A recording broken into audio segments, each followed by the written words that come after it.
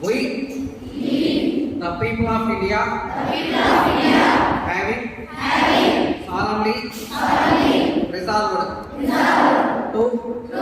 constitute India into a sovereign, socialist,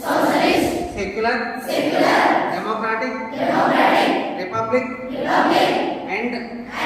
to secure to all its citizens justice, social, economic, and political liberty of thought, expression, belief,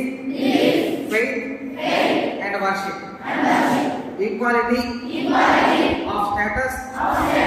and of opportunity, and to promote among them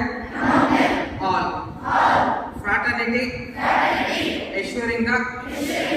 dignity of the individual and the unity and integrity of the nation. In our Constituent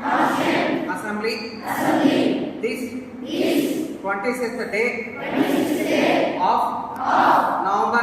1949, do hereby adopt, enact, and give to ourselves this Constitution.